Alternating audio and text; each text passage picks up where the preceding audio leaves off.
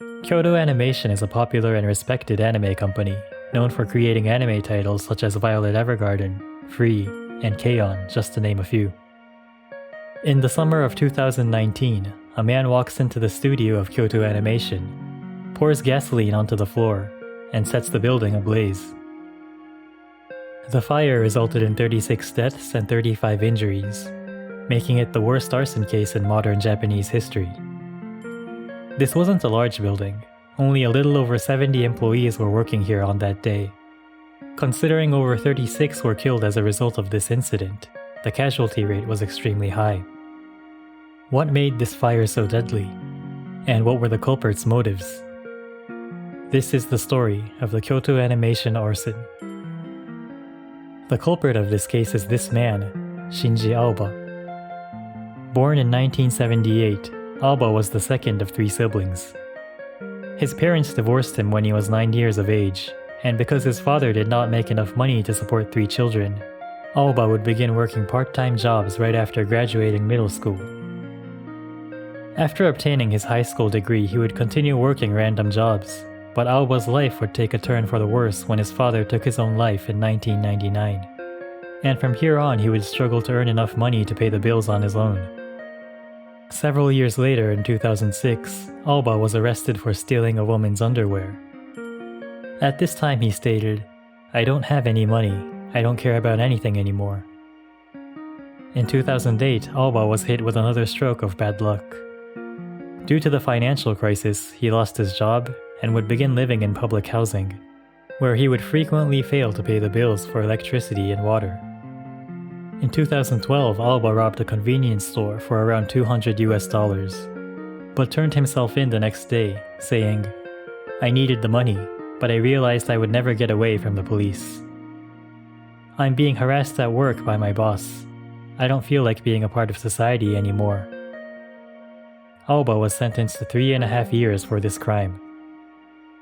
During his time in prison, he would often get into trouble for having tantrums and overall misbehavior.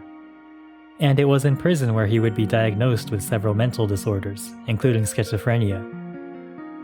He was only able to receive limited treatment for his issues and was released into the public in 2016. In an attempt to start a new life, Aoba would begin sending short novels he authored to Kyoto Animation competitions, in which if his novels are selected, they would be made into anime. Keep this in mind as this will become relevant later on. His novels never got anywhere, and with no source of income he would continue living on welfare for the next few years. Now we arrive at the year the incident would take place, 2019. On August 14th, Aoba had a confrontation with his neighbor over him making too much noise at night. This confrontation probably made something snap within Aoba, as he would spring into action. The next day, August 15th, he would withdraw what money he had and use it to travel to Kyoto.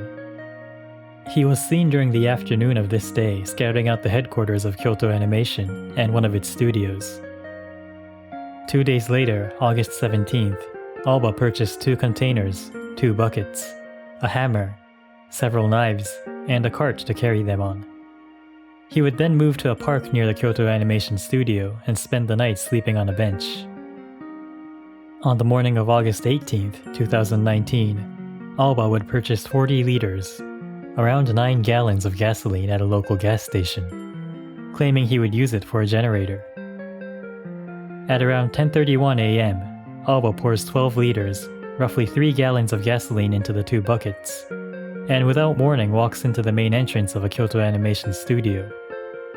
He dumps a bucket of gasoline directly onto a female employee that was at the reception, and the other bucket onto the floor. He then pulls out a grill lighter, using it to set the gasoline ablaze. This caused an immediate explosion, as the gasoline had already begun evaporating, causing a buildup of fumes in the room which ignited instantaneously. The fire would spread rapidly, fueled by the liquid gasoline on the floor and the fumes in the air. Within 10 minutes, firefighters would arrive on scene, and began extinguishing the fire while helping those who managed to make it out of the building. They extinguished the fire by early afternoon and retrieved all of the bodies by 10 p.m. The vast majority of the bodies were found in one of 2 locations, The first is the stairway leading from the 3rd floor to the roof. 20 bodies were found in this spot, suggesting that they had stumbled over one another. Presumably the people who were found here attempted to escape to the roof, but lost consciousness inhaling smoke, as hot smoke will tend to rise up and build up in the upper parts of a building. Experts would later claim the smoke in this area would be so thick you couldn't even open your eyes, so they would have had to make it up the stairs and open the door with their eyes closed, and within a single breath, as inhaling just a small amount of smoke could be lethal. Even if you didn't inhale the smoke, the air itself would be scalding hot, burning your skin. Add on top of that, if there were already unconscious people laying on the staircase, you would most likely trip over their bodies, causing further confusion and loss of time. 5 of the 20 people found here had actually made it to the door leading to the roof, but no one managed to open it. There was only one person who escaped from the 3rd floor. He initially tried to climb to the roof like the others, but seeing how dense the smoke was, he instead exited through a window and made his way across the building on this ledge. He would then use this drain pipe to climb down the building. The second location casualties were concentrated in was in front of a window on the 2nd floor. 11 bodies were found here, and survivors would later claim that there was a group of people here who seemed to be struggling to get the window open, as the window was stuck. The majority of people who made it out of the 2nd floor jumped off this balcony, some of them breaking bones in the process. At this point you may be wondering, why didn't the people in the stairway leading to the roof simply turn around? Or why didn't the people who died on the 2nd floor choose another window to jump out of? The simple answer is they didn't have time to. What made this fire so deadly is the speed the flames and smoke spread throughout this building. This image displays the area filled with smoke and the temperature of the area for every 5 seconds after the fire was ignited. It was later pointed out that a large spiral staircase positioned in the middle of this building acted as a chimney, significantly accelerating the speed the flames and smoke spread throughout this building. The fire was blocking the stairway to the 1st floor, so unless you were on the 1st floor the moment Aoba ignited the gasoline, escaping through the 1st floor was not an option. Let's say you were on the 3rd floor, a regular day at work, no idea of what was going to happen. You hear a sudden explosion, and within seconds the room begins to fill with smoke. You make the decision to head to the roof, as it seems the fire is coming from below. Even if you were fast-minded and physically fit, it's fair to say it would take at least 15 to 20 seconds to reach the top of the stairway. And at this point you're pretty much doomed. The stairway is filled with smoke. You have to close your eyes and hold your breath. Even if you immediately decided to turn around, there would be other people with their eyes closed rushing up the stairs. You can't see or speak, and the air would quickly become scalding hot. The people who were found dead on the staircase probably found themselves in a situation like this.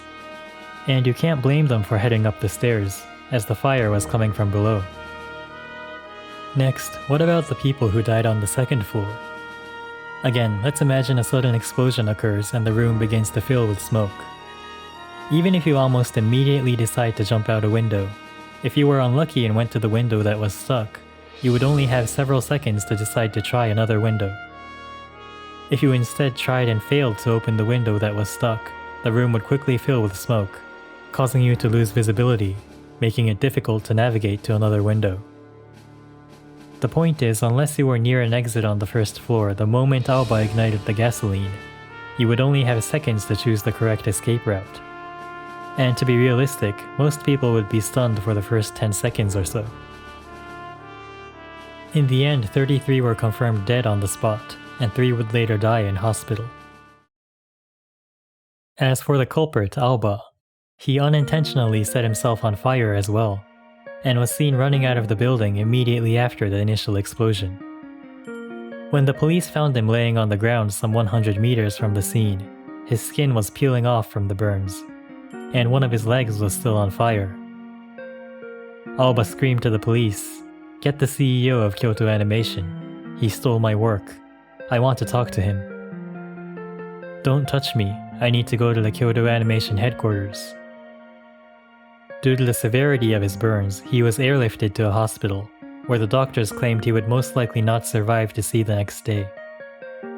But for good or bad, Aoba made a miraculous recovery. When he regained consciousness, he claimed, "I don't understand why the medical staff saved me. I'm sure to get the death penalty anyway, it doesn't matter." When asked of his motives regarding his actions, he recited his claim that Kyoto Animation had stolen his work. To be specific, there is a scene in the anime Tsurune where a character purchases meat from a grocery store at a discount. Aoba claims that a similar scene was in one of his novels, and Kyoto Animation had used this plot without recognition or compensation. However, any rational human being can tell that a character making a purchase at a store is an extremely generic scene, and would be hard to imagine it was inspired specifically from Aoba's novel. His schizophrenia may have played a role in convincing himself of this bizarre logic. Aoba has since been moved to a jail, and as of 2021 he is still awaiting trial. A critical point in his trial would be if he can be held legally responsible considering his mental issues. And this is a major factor in why his trial is taking so much time to begin, as it would take time to accurately analyze his mental state. Kyoto Animation would later confirm that Aoba indeed had submitted a few novels, but denied stealing his work as he claimed. The company lost a significant portion of their animation talent, as well as physical assets such as drafts and templates they would use for animation. Fortunately, individuals and collaborating companies were quick to lend a helping hand, and somewhere around $40 million were gathered through donations for Kyoto Animation, as well as victims and family members of the deceased. This incident had a major impact on Japanese society. New regulations would be put in place regarding spiral staircases and fire safety. And a new law was created stating individuals purchasing gasoline to put into containers instead of directly into a vehicle must present photo ID to do so. Although what Aoba did is inexcusable, some people would point out that this was a man with mental disorders. No job, no money, no friends. And society did nothing to help him. Suggesting a stronger social support network would reduce the probability of something like this happening again. What do you think of Aoba and the case? Let me know in the comments below. Thank you for watching until the end. Please like, subscribe, and turn on notifications so you don't miss the next episode. I'll see you next time.